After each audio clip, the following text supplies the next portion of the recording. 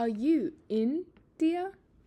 This question set the tone as comedian Nish Kumar and other prominent figures gathered in London for a major assembly of Britain's Indian diaspora. The event marks 75 years of the Indian Constitution, which established the Republic as secular and democratic after independence in 1947. Hosted by the Platform for Indian Democracy, the meeting aimed to rally the UK's Indian community around defending those founding values.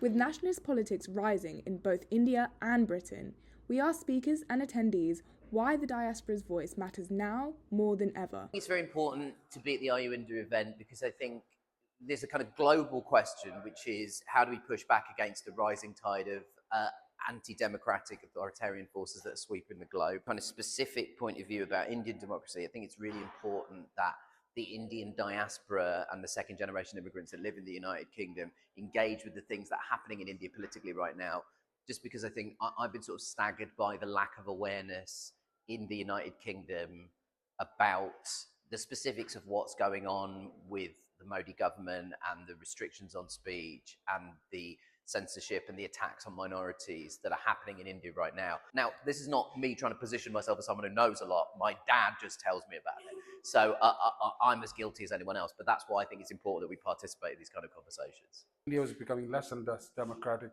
The Constitution Foundation values being erased deliberately by the Sangh Parivar and the Hindutva ideology.